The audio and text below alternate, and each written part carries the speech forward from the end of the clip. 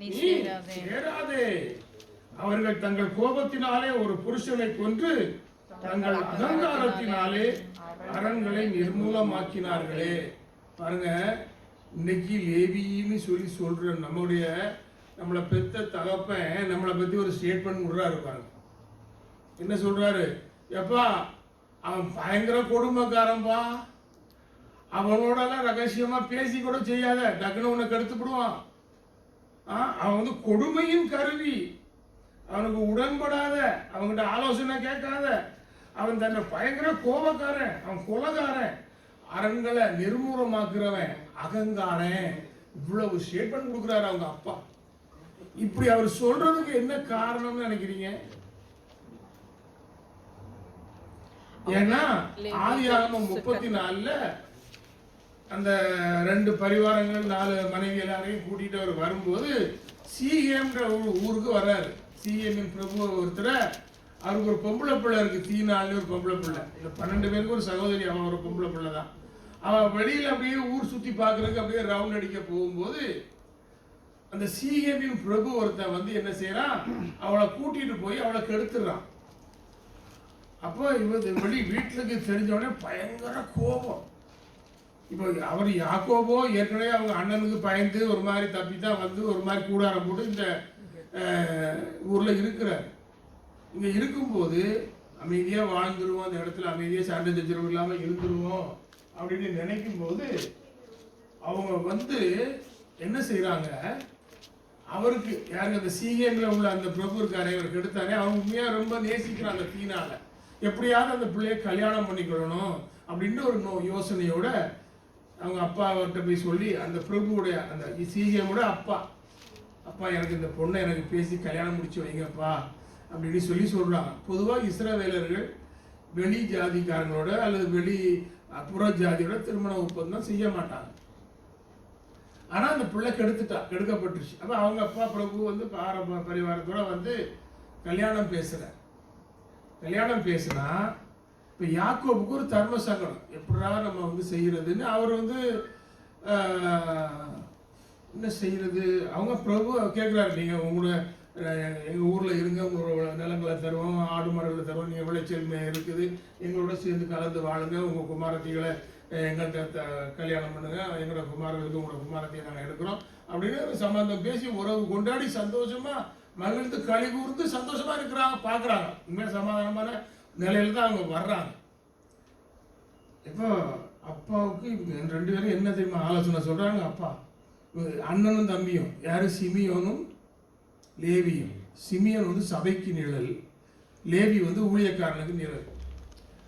இவங்க என்ன செய்யறாங்க, ஒரு ஐடியா ஒன்று பண்ணுவோம், அப்பா மூலமா ஒரு ரகசியத்தை சொல்லுவோம், விஷயத்தை சொல்லுவோம், அதுபடி செய்யட்டும், அதுக்கு பிறகு நம்ம ஒரு தீர்மானத்தை பண்ணணும்னு சொல்லி அப்பாட்ட இதை பற்றி டிஸ்கஸ் பண்ணல. போட்டு சொல்லியிருந்தா யாகோவில் பயப்பா அவங்களுக்கு அறிவு இல்லையா சும்மா இருக்கிறான்னு இருப்பார்.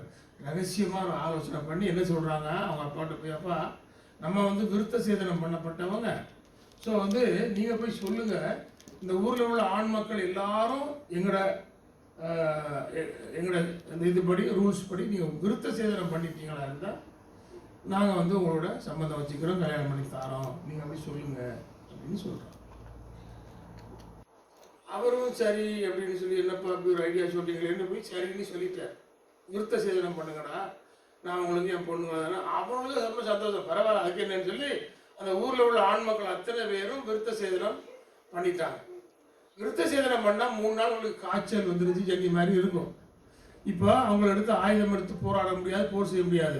இந்த சூழ்நிலையை பயன்படுத்தி சிமியோனும் லேவியும் என்ன செய்தாங்க, அந்த ஊரார் மேல பாஞ்சி அத்தனை ஆண் மக்களையும் கொன்று போட்டார்கள். அவருடைய ஆயுதங்கள் நீதியின் ஆயுதங்களாய் பயன்படாமல் அநீதிக்கு, கொலைக்கு ஒரு ஆயுதமாய் பயன்பட்டு ஒரு ஆண் சந்ததியே அடியோடு நிர்மூலம் பண்ணினார். அந்த இடத்துல இருந்து ராத்திரியா இவர் பயந்து விழுந்து ஓடி தப்பிச்சு வந்துட்டார். இவர் யாக்கோபு தன்னுடைய பிள்ளைகளை கூட்டிட்டு இப்போ அவர் மரணத்துக்கு போறாரு. இப்போ இப்போ எகிப்துக்கு வந்து யோசேப்புக்கு அரவணைப்பில் இருக்கிறாரு. அவர் மரணப்படுக்கையில் இருக்கும்போது தான் இந்த வாழ்த்தை சொல்றாரு. எப்பா சிமியோனும் லேவியும் பயங்கரமான கேடி பயலுங்க. அவங்களோட ரகசியமா ஆலோசனையே பண்ணாத, அவங்களோட சமாதானமா இருக்காத, அவங்க ஆயுதங்கள் கொடுமையின் பட்டயங்கள், கருவிகள், செய்யாதன்ட்டு. ஆனா இப்ப உங்களுக்கு ஒரு கேள்வி, இப்படியெல்லாம் அவங்க அப்பா சொல்லி இவ்வளவு அநியாயம் பண்ணி தப்பு தண்டா பண்ணினவங்களுடைய எப்படி கர்த்தர் லேவிய ஆசாரியனா தெரிஞ்சுக்கிட்டாரு? ஒரு கேள்வி வரணுமா இல்லையா? இவ்வளவுலாம் ஒரு தகப்பனே சபிக்கிற மாதிரி சொல்றாரு, எப்ப இவங்களுடைய யாரும் சேராதீங்க பொல்லாதவங்க. ஆனால் கர்த்தர் லேவியை எனக்கு ஊழியம் செய்வதற்கு நான் தெரிந்து கொண்டேன் அப்படிங்கிறார். ஏன் அப்படி சொல்றாரு? அப்ப ஏதோ ஒண்ணு நடந்திருக்கணும். அப்ப இந்த லேவி ஏதோ ஒரு நிலையிலே கர்த்தருக்கு பிரயோஜனமானவராய் மாறுகிறார். இந்த லேவியினுடைய பட்டயம் கர்த்தருக்கு பயன்படுகிற ஒரு நிலைமைக்கு ஏதோ ஒரு சூழ்நிலையில வருகிறது. அந்த சூழ்நிலை என்ன என்பதை நாம் பார்த்தோமா இருந்தால், யாத்திராகமத்துல அங்க ஆரோன் ஒரு கண்ணுக்குட்டி செய்யறாரு. 32ஆம் அதிகாரத்துல மோசே மேல இருந்து 40 நாள் கர்த்தரோட இருந்து கல்லு 10 கட்டளைகளுடைய 2 கற்பனைகளை கையில தூக்கிக்கிட்டு வராரு மோசேயும் ஆரோனும். இங்க கண்ணுக்குட்டி செய்து மிகப்பெரிய ஆகா ஓகனு பண்டிகை நடந்து பார்ட்டி கொண்டாடி அவங்க ஜனங்களை நிர்வாணப்படுத்தி பண்டிகைன்னு சொல்லி பயங்கர ஆக்கிரமம் நடக்குது. மேல கர்த்தர் ஆரோனுக்கு ஆசாரிய ஊழியத்தில் என்ன செய்யணும்னு சொல்றாரு. இங்க ஆரோன் விக்கிரகத்துக்கு பண்டிகை நடத்தி கொண்டாடிக்கிட்டு இருக்கிறான். எனக்கு ஒப்பாக வேற எந்த கடவுளையும் செய்யாதுன்னு அங்க கட்டளை கொடுக்குறாரு. இங்க இந்த கண்ணுக்குட்டியை செஞ்சு இவைகளே உங்களை எகிப்திலிருந்து கொண்டு வந்த தெய்வங்கள்னு இவன் சொல்லிட்டாங்க. அந்த 10 கட்டளைகள், விபச்சாரம் பண்ணாதன்னு சொன்னாரு, இங்க விபச்சாரம் நடக்குது. வேசித்தனம் பண்ணாதன்னு சொன்னாரு, இங்க வேசித்தனம் நடக்குது. இப்படியாக என் உருவத்துக்கு ஒப்பாத எந்த உருவப்பத்தையும் என் நாமத்தை வீட்டில் வழங்காதானே, இதுதான் உன்னை எகிப்திலிருந்து கொண்டு வந்த கடவுள்னு சொன்னா எவ்வளவு பெரிய கடவுள். அப்ப அந்த 10 கட்டளைகளுக்கு விரோதமான அதே சாத்தானுடைய தேவனுக்கு எதிரான காரியம் கீழே நடந்துகிட்டு இருக்கு. அங்க மோசேயும் கீழே வராங்க, யோசுவாவும். என்ன ஒரே சத்தமா இருக்கு, என்ன யுத்தம் நடக்குதா? ஏதோ நம்ம ஆட்கள் கூட அது யுத்த துணியும் இல்லை, அபத்வனியும் இல்லை, ஜெய துணியும் இல்லை, அது ஏதோ ஒரு கொண்டாட்டம் நடக்குது மாதிரி இருக்குதுன்னு யோசுவா சொல்றாரு. இங்க பாக்குறாரு மோசே, ஒரு பெரிய கண்ணுக்குட்டி இருக்குது, அதுக்கு பண்டிகை நடந்துகிட்டு இருக்கு, ஜனங்கள்ல பாதி பேர் நிர்வாணமா இருக்கிறாங்க, மிக கொடுமையான ஒரு காட்சியை காணுகிறான். அப்பொழுது மோசே ஒரு அறைகூவல் விடுக்கிறார், ஒரு காலிங். அதை நாம் அறிந்து கொள்ள வேண்டும். நீங்கள் யாத்திராகமம் 32ல 25 பாத்தீங்கன்னா, ஜனங்கள் தங்கள் பகைவர்களுக்குள் அவமானப்படத்தக்கதாக ஆரோன் அவர்களை நிர்வாணமாக்கி இருந்தால், அவர்கள் நிர்வாணமாகி இருக்கிறதை மோசே கண்டு பாளையத்தின் வாசலில் நின்று, கர்த்தருடைய பட்சத்தில் இருக்கிறவர்கள் யார், அவர்கள் என்னிடத்தில் சேர கடவர்கள் என்றார். அப்பொழுது லேவியின் புத்திரர் எல்லோரும் அவரிடத்திலே வந்தார்கள். இப்ப பாருங்க, லேவி ஏற்கனவே தன்னுடைய பட்டயத்தை ஒரு கொடுமையின் ஆயுதமாக பயன்படுத்தி இருந்தான். ஒரு நீதிமானை கொலை செய்தான். இரவிலே ஒரு ரகசியமா நீ விருத்த சேதனம் பண்ணி கொண்டால் என் சகோதரியை உனக்கு திருமணம் செய்து தருவேன் என்று பொய்யாய் ஒரு வாக்குறுதியை கொடுத்து அவர்கள் மெய்யான சமாதானத்துக்கு வந்த பொழுது அவர்களை அவன் கொன்று போட்டான். ஆனால் இந்த இடத்துல கர்த்தருக்கு விரோதமான ஒரு காரியத்தை அங்கே கீழே பாளையத்திலே அந்த இஸ்ரவேலர்கள் செய்த பொழுது மோசே ஒரு அறைகூவல் விடுக்கிறார். கர்த்தரின் பட்சத்தில் இருக்கிறவர்கள் யார் என்று கேட்ட பொழுது லேவியின் புத்திரர் அனைவரும் அங்கே வந்தார்கள். இப்ப அடுத்தால என்ன சொல்றாரு, 27ஆம் வசனத்துல, அவன் அவர்களை நோக்கி, மோசே அவர்களை நோக்கி, உங்களில் ஒவ்வொருவனும் தன் பட்டயத்தை தன் அறையிலே கட்டிக்கொண்டு பாளையமெங்கு முள்ளும் புறம்பும் வாசலுக்கு வாசல் போய் ஒவ்வொருவனும் தன் தன் சகோதரனையும் ஒவ்வொருவனும் தன் தன் சிநேகிதனையும் ஒவ்வொருவனும் தன் தன் அயலானையும் கொன்று போட கடவன் என்று இஸ்ரவேலின் தேவனாகிய கர்த்தர் சொல்லுகிறார் என்றான். லேவியின் புத்திரர் மோசே சொன்னபடியே செய்தார்கள். அந்நாளில் ஜனங்களில் ஏறக்குறைய 3000 பேர் விழுந்தார்கள். அன்று பட்டயத்தை கொலைக்கு பயன்படுத்தினவன் இன்று தன் பட்டயத்தை சுத்திகரிப்புக்கு பயன்படுத்துகிறான், கர்த்தருக்காக பயன்படுத்துகிறான். கர்த்தருடைய நாமத்துக்கு விரோதமாய் உருவாகின அந்த கன்றுக்குட்டியை வழிபட்டவர்களை கொன்று அழிக்கும்படிக்கு அவன் யூஸ் பண்ணுகிறான். சகோதரனும் பார்க்கல, அண்ணனும் பார்க்கல, தம்பின்னு பார்க்கல, மாமனும் பார்க்கல, மச்சானும் பார்க்கல. தன் சொந்த சகோதரனை கொண்டு போடுறான். தப்பா இருந்தா அத்தனையும் டிஸ்ட்ராய் பண்ணு சொன்ன போது அந்த காரியம் அங்கே பயன்படுத்தப்பட்டது. இந்த இடத்துல இன்றைக்கு நாம் அனைவரும் லேவியர்கள்.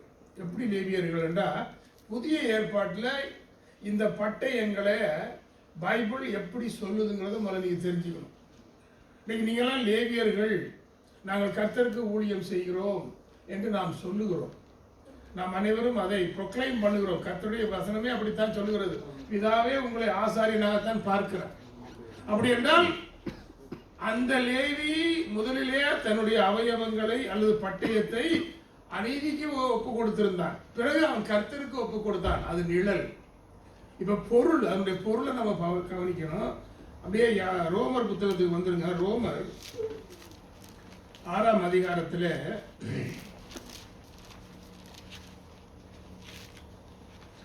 13வது வசனத்துக்கு வாசிங்க. நீங்கள் உங்கள் அவயங்களே அநீதியின் ஆயுதங்களாக பாவத்திற்கு ஒப்புக்கொடாமல் உங்களை மரித்தோரிலிருந்து பிழைத்திருக்கிறவர்களாக தேவனுக்கு ஒப்பு கொடுத்து உங்கள் அவயங்களை நீதிக்குரிய ஆயுதங்களாக தேவனுக்கு ஒப்பு கொடுங்கள்.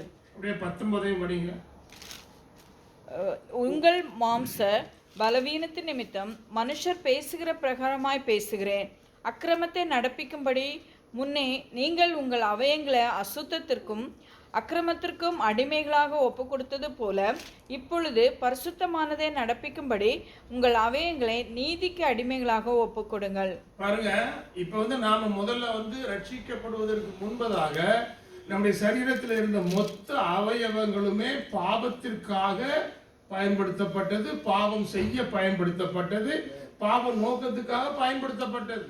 நம்முடைய கண்ணால நாம பாவம் செய்தோம், நம்ம வாயால பாவம் செய்தோம், நம்ம நாக்கால சபிச்சோம், நம்முடைய செவி தவறான காரியங்களை கேட்டது, தவறான காரியங்களை குறித்து பேசும் இடத்தில் அமர்ந்திருந்தது, நம்முடைய சிந்தை தவறாகவே சிந்தித்தது, அநியாயத்தை சிந்தித்தோம். எல்லா விஷயங்களும் உங்க கை தப்பாவே வேலை செஞ்சிச்சது, தப்பாவே என்ன காரியத்துக்கு உதவி போச்சது, உங்க கால்கள் தவறாக நடந்தது. இது அத்தனையும் நடந்தது. முதல்ல எப்படி லேவி தன்னுடைய கொடுமையாய் இந்த பட்டயத்தை யூஸ் பண்ணாரோ அதே மாதிரி நம்முடைய அவயவங்கள் தவறாக பயன்படுத்தப்பட்டது. இப்ப புதிய ஏற்பாடு என்ன சொல்லுது? நீ முதல்ல உன்னுடைய அவயவங்களை பாவத்திற்கு ஒப்பு கொடுத்தது போல எப்படி லேவி மாத்திக்கிட்டானோ, எப்படி லேவி அந்த கண்டுக்குட்டி செய்த இடத்துல அந்த ஜனங்களை கொண்டு போட்டு தன்னுடைய அவயத்துல கர்த்தருடைய பட்சத்துக்காய் கொடுத்தானோ, அதே மாதிரி உங்கள் அவயவங்களை நீங்கள் நீதியின் அவயவங்களாக கர்த்தருக்கு ஒப்புக் கொடுங்கள். இன்று உங்கள் கண்கள் நேற்று செய்த அதே பாவத்தை அல்லது முன்பு செய்த அதே பாவத்தை இப்பொழுது செய்யக்கூடாது. முன்பு அது அநீதியான ஒரு பாவத்தை செய்தது, இப்பொழுது அது கர்த்தருக்கு நீதியானதாய், கர்த்தருடைய சத்தியத்தை பார்க்கக்கூடியதாய், கர்த்தருடைய சத்தியத்தை வாசிக்கக்கூடியதாய் அந்த கண் மாறும். உங்களோட வாய் முன்ன சபிச்சு கொண்டே இருந்தது, இப்ப அப்படி இருக்க கூடாது. இப்ப அது சத்தியத்தை பேசுகிற, ஆசீர்வாதத்தை பேசுகிற வாயாக அது மாற வேண்டும். முன்பு என்னென்னமோ பாட்டு படிச்சுட்டு தெரிஞ்ச, இப்ப துதியின் பாட்டு மட்டும்தான் நான் படிப்பேன்னு சொல்லி சூழ்நிலை மாற்று. இப்படி ஒவ்வொரு அவயவமாக நீங்கள் எடுத்துக்கொண்டு பாருங்கள். முன்னே உங்கள் அவயவங்கள் பாவத்திற்காக அக்கிரமத்திற்காக ஒப்பு கொடுக்கப்பட்டது. 19வது வசனத்துல அப்படித்தான் சொல்லுது. இப்ப அப்படி ஒப்பு கொடுக்க கூடாது. இன்றைக்கு நீங்கள் லேவின்னு சொல்லி சொன்னீங்களா இருந்தா, நான் இப்ப உங்களை பிதா பார்க்கிறாரு, இயேசுவின் ரத்தத்தால் கழுவப்பட்ட ஒவ்வொருத்தரையும் பிதா பார்க்கிறாரு. பார்க்கும்போது உங்களை ஆசாரியனா பார்க்கிறாரு. அப்படி என்றால் பழைய ஆசாரியனா அல்ல, முன்ன லேவியா அல்ல. நான் பிறக்கும் போது பாவத்திலே பிறந்தவன், பாவத்திலே வாழ்ந்தவன். அதே பிறகு ரட்சிக்கப்பட்ட பிறகு நான் பாவத்திலே வாழ்ந்து பாவத்திலே செஞ்சுக்கிட்டு இருந்தேன்னு சொன்னா நான் லேவின்னு சொல்லப்படுறது தகுதி உள்ளவன் அல்ல. அப்படி என்றால் நாம் எப்படி நடக்க வேண்டும்? நீங்கள் ஏசாயாவில் ஒரு வசனம் இருக்குது,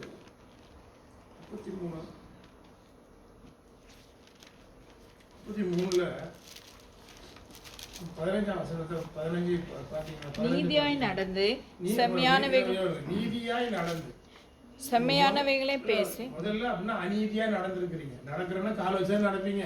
இப்போ உங்க கால்கள் முன்னே அநியாயத்தை செய்ய தீவிரித்தது, அநியாயத்தை நோக்கி நடந்தது. ஏதோ ஒரு காரியத்திலே அநியாயம் செய்கிற ஒரு கூட்டத்தை நோக்கி நாம் நடந்தோம். அந்த கூட்டத்தோடு ஒருமித்து போனோம், ஒருமித்து சதி செய்தோம், ஒருமித்து தவறுகள் செய்தோம். இப்போ நீதியான கூட்டத்தோடு சேர்ந்து நடக்க வேண்டும். நீதியானதை செய்வத விருப்பத்தோடு என் கால் நடக்க வேண்டும். இந்த மாற்றத்தை கர்த்தர் காண வேண்டும். அதுக்கு பிறகு செம்மையானவைகளை பேசி, என்ன அருமையான வசனம். அப்படின்றால் செம்மையற்றவைகளையே என் வாய் முதல்ல பேசிச்சு. நீங்கள் யோசிச்சு பார்த்தீங்களா இருந்தா நமக்கே தெரியும். நம்ம வேற யாரும் சொல்ல தெரியல, சாட்சி வச்சு நம்ம எதுவும் தப்பா பேச மாட்டோம். ஆனா ரட்சிக்கப்படுவதற்கு முன்பு அல்லது ஒருவேளை நேற்று வரை கூட நாம் செய்திருக்கலாம், தவறானவைகளை பேசியிருக்கலாம். என் வாய் அப்ப யாக்கோபு கேட்கிறாரு, எப்ப ஒரே வாயை வச்சுக்கிட்டு தானே நீ துதியையும் செய்யற சபித்தலையும் செய்யற, இனிப்பும் தித்திப்பும் கசப்பும் ஒரே ஊத்துல இருந்து வருமாப்பா? வராதே. அப்படின்ட்டு உன் வாயில இருந்து ஆசீர்வாதமும் வருது, சாபமும் வருது, புறப்பட்டு வருது. வரக்கூடாது. நான் லேவியன், நான் லேவி, கர்த்தருக்கு ஊழியம் செய்கிற, பரிசுத்த ஊழியம் செய்கிற லேவி. நான் செம்மையானவர்களை பேச வேண்டும். இடுக்கண் செய்வதால் வரும் ஆதாயத்தை வெறுத்து என் மைண்டு முழுக்க எனக்கு என்ன லாபம் லாபம் லாபம் லாபம் லாபம் என்று முன்பு நினைத்து கொண்டு வாழ்ந்தது, முன்பு அதை நோக்கி நடந்தது. நான் எனக்கு சுய லாபம் சுயலாபம். இப்பொழுது கர்த்தருக்கு என்ன, நான் ஊழியக்காரன், நான் ஊழியம் அனைவரும் தான் சொல்றேன். என் கர்த்தருடைய ராஜ்யத்துக்கு என்ன லாபத்தை உண்டாக்க முடியும்? நான் கர்த்தருக்கு எப்படி பிரயோஜனமா இருக்க முடியும்? நான் எந்த வகையிலே நான் யாருக்காவது என் சபைக்கு எப்படி ஒத்தாசை செய்ய முடியும்? நான் சபையிலே எப்படி ஒரு ஐக்கியத்தை கொண்டு வர? என் சிந்தனை முழுக்க இயேசு கிறிஸ்துல என்ன சிந்தனை இருந்துச்சோ அதே சிந்தனை தான் நமக்கு இருக்கணும். ஏன்னா அவர் பிரதான ஆசாரியன், நான் ஆசாரியன். அப்படி என்றால் இந்த தியானம் என் மனதிலே செம்மையானதா இருக்க வேண்டும். கைகளை பரிதானங்களை வாங்காதபடி தன் கைகளை உதறி தப்பான வேலைக்கு கையெழுத்து போறதுக்கும், தப்பான லஞ்சம் வாங்குறதுக்கும், தப்பான காரியத்திற்கும் இந்த கை பயன்பட்டது. எத்தனை தவறுகளை செய்திருப்போம் இந்த கையை கொண்டு, எத்தனை விஷயத்தை நம்ம தவறாக செய்திருக்க கூடும். இது யாரும் நம்ம ஜட்ஜ்மெண்ட்டுக்காக பேசல, நம்ம எல்லாரும் நம்ம ஒரு தியானத்துக்காக பேசுறோம். மாற்றம் வேண்டி பேசுகிறோம். நாம் அனைவருமே தவறுகளை நோக்கி நடந்தவர்கள், தவறுகளை செய்தவர்கள், தப்பாய் பேசினவர்கள், தப்பாய் நடந்தவர்கள். அதை மாற்றிக்கொள்ள வேண்டும். செம்மையானவைகளை தவறான யோசனை, ரத்தம் சிந்துவதற்கான யோசனைகளை கேளாதபடிக்கு தன் செவியை அடைத்து. முன்னெல்லாம் கொசிப் பேசுறேன்னா அவ்வளோ சந்தோஷம், ஆகா ஓஹோ, மணித்தியாளர்கள் போன்ல எல்லாம் நான் பேசியிருக்கிறேன், நீங்க பேசியிருக்கீங்க. ஏன்னா ஃப்ரீ ஃபோன் கொடுக்கும், அன்லிமிட்டட் கால்னா வேற எந்த தான் பேசுறது, கொசிப் தான் பேசலாம். யாரை பற்றி பேசலாம், அவளை பற்றி அவங்க பேசலாம், அங்கே பற்றி இவங்க பேசலாம். அது அப்படி தவறானவைகளை பேசி. இன்றைக்கு என்னுடைய பேச்சு எப்படி தெரியுமா? ஒருத்தருக்கு ஒருத்தர் சமாதானம் பண்ணுகிறவர்கள் பாக்கியவான்கள். சபையில ஒரு பிரச்சனை தான் சமாதானம் பண்ணி வைக்கணுங்க. நான் தேவனுடைய புத்திரன், நான் தேவனுடைய பிள்ளை, நான் தேவனுடைய ஊழியக்காரர். சமாதானம் பண்ணி வைக்கும்படிக்கு நான் பேச வேண்டும். என் வாயிலிருந்து வரக்கூடிய வார்த்தைகள் சமாதானத்தை நோக்கி இருக்க வேண்டுமே தவிர ஒரு நாளும் சண்டை உண்டாக்கி விடுற மாதிரி, கொசிப் பேசுற மாதிரி. கொசிப் பேசுனா என்ன தெரியுமா? சிதறடிக்கப்படும் சபை. சபையிலே நான் கனடாவில் எனக்கு ரொம்ப ஃப்ரெண்ட்ஸ்லாம் இருக்கிறாங்க. 2 பேர் பேசுவாங்க, அண்ணே இங்கே அன்லிமிட்டட் ஃபோன்னு அட்வைஸ் பண்ணுறேன்னு சொல்லி காலையிலே புருஷங்காரன் ஃபோன் எடுத்தோடனே பொண்டாடிக்கு ஃபோன் அடிக்கிறான். அடித்து அவாவும் பேசிக்கிட்டே இருக்கிறாவா. கொஞ்ச நாள் பேசி கடைசியில் இப்படி இங்கேருந்து ஒரு குரூப் இங்கே ஓடிச்சு, அங்கேருந்து இன்னொரு குரூப் அங்கே ஓடிச்சு. அப்படியே பார்த்தீங்கன்னா குடும்பமே நாசமாக கிடக்குதுங்க. பாருங்க, பிசாசு தேவன் உங்கள் வாயிலே ஒரு ஊழியத்தை வைத்தாரா இருந்தார், தேவன் உங்கள் வாயை கொண்டு ஏதோ ஒரு நன்மையை செய்ய வேண்டும் என்று அவர் நினைப்பாராக இருந்தார், தேவன் உங்களுடைய வாயின் வார்த்தைகளை கொண்டு யாரையோ கட்ட வேண்டும், பிடித்து கிடக்கிறதை கட்ட வேண்டும் என்று நினைப்பாரா இருந்தால் உடனே பிசாசு ஒரு பிளான் போடுவான். இவன் வாயிலிருந்து வர்ற வார்த்தையை வச்சே நான் தேவனுடைய பிளான் அழிக்கிறோம் பாரு, தேவனுடைய பிளானை கெடுக்கிறோம் பாரு, தேவனுடைய பிளானை அடிச்சு நொறுக்கிறோம் பாரு. இவன் எப்படி இந்த கர்த்தர் ராஜ்யத்தை கட்ட முடியும்? இவன் எப்படி சபையை கட்ட முடியும்? இந்த சபையில ஒரு நல்ல வார்த்தையும் வராம நான் வாயிலிருந்து வர்ற வார்த்தையெல்லாம் தப்பானதையே விட்டு பேசுறேன் பாருன்றான். இது என்னன்னா, இது நம்ம தான் சாய்ஸ் இஸ் யுவர்ஸ். நான் எதை பேசணுங்கிறது என் வாய் தானே. நான் வேற நார வாயை வாங்கிய பேசுகிறேன், வாடகை வாயா வாங்கி சொந்த வாயால் தான் நான் பேசுகிறேன். அப்போ என் வாயிலிருந்து வரக்கூடிய பேச்சு உங்கள் ஒவ்வொருவரையும் கட்டி எழுப்பணும். நீங்கள் ஒருவரை ஒருவர் தனிப்பட்ட முறையில் பேசும் பொழுது, ஃபோனில் பேசும் பொழுது, அல்லது சகோதர சகோதரோடு பேசும் பொழுது கட்டி எழுப்புகிற ஊழியத்தை நாம் செய்ய வேண்டும். நாம் அனைவரும் நெகேமியாக்கள். இடிந்து கிடக்கிற அலங்கத்தை கட்டுவதற்கு அழைக்கப்பட்டவர்கள். நாம் இடிக்கிற ஊழியம் அல்ல நம்முடைய ஊழியம், கட்டுகிற ஊழியம். கர்த்தர் நம்முடைய வாயை கொண்டு, உங்கள் வாயின் வார்த்தைகளை கொண்டு, நீங்கள் உங்கள் சகோதர சகோதரிகளோடு பேசுகிறதை கொண்டு அவருடைய வாழ்க்கையில இருக்கிற பொல்லாங்கான காரியங்கள் மாற்றப்படட்டும். ஒருவேளை ஒரு சகோதரன் தவறாவே செய்திருக்கான்னு வச்சுக்கொள்ளுங்களேன், நீங்க அதை கொண்டே ஊர் முழுக்க பறையெடுத்து உனக்கு மாத்திரம் தான் சொல்றேன், உனக்கு மாத்திரம் சொல்லி பிபிசியில் வந்துடும் அடுத்த நாள். அந்த மாதிரிலாம் செய்யக்கூடாது. நீங்கள் உங்கள் வாயின் வார்த்தைகள், அதாவது கர்த்தருக்கு மகிமையை கொண்டு வருதான்னு ஒரு நிமிஷம் பேசுறதுக்கு யோசனை பண்ணுங்களேன். அது அப்போ சரியான வார்த்தை வந்து அப்படியாய் நாம் நடக்க வேண்டும். அடுத்ததா பாருங்க, காணாதபடிக்கு தன் கண்களை மூடுகிறவன். ஐயோ, இதுதான் பொருளாத சாமாங்க. இது இன்னைக்கு இருக்கிறதுலே பெரிய கேடுகட்ட விளையாட்டு இந்த விளையாட்டு தான். கண் இருக்கு பாருங்க, கண்ணானது மாம்சத்தின் விளக்காயிருக்கு, சரீரத்தின் விளக்காயிருக்கு. இன்னைக்கு இந்த கண்ணு தாங்க மொத்த கேடு உண்டாக்குது. நான் சொல்லுவேன், யாரை பார்த்தாலும் இன்னைக்கு இந்த கண்ணால கெட்டு போற காரியம் தான் அது பிசாசினுடைய மிகப்பெரிய வஞ்சகம் என்பதை சபையார் உணர்ந்து கொள்ள வேண்டும். உங்கள் கண்கள் எதை காண்கிறது, எதை பார்க்கிறது? இதுல என்ன தெரியுமா, நான் இந்தியாவில் தீநகரில் ஒரு நாள் போயிட்டு இருந்தேன்.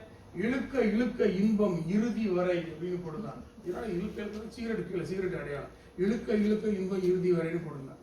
அதாவது இந்த அடிக்ஷன் இருக்கு பாருங்க. உங்களோட கண்ணால நாடகம் பார்க்குறாங்க, நல்லா தெரியும், கொஞ்சம் வேலை தெரியும். ஏங்க அந்த பிக் பாஸ்ன்னு ஒரு ப்ரோக்ராம் போச்சுதுங்க. அவன் வீட்டுக்குள்ளே இருக்கிறதெல்லாம் நம்ம வீட்டுக்குள்ளே சொல்கிறாங்க. அந்த அளவுக்கு பிரச்சனை. அவன் 24 hours அதுக்குள்ளே பேசுகிறதெல்லாம் இங்கே 48 hours நமக்கு டெலிகாஸ்ட் பண்ணுறாங்க வீட்டுக்குள்ளே இருந்துக்கிட்டு. எவ்வளோ கொடுமை தெரியுமா? இதெல்லாம் யோசனை பண்ணுங்க. எப்படி ஒரு அடிக்ஷன் பாருங்களேன். எவ்வளவுக்கு ஒரு அடிமைப்பட்டு போய் கிடக்குது நம்ம கண்ணு. எதை பார்க்கிறது? கர்த்தருக்கு பிரியமா இருக்குமா?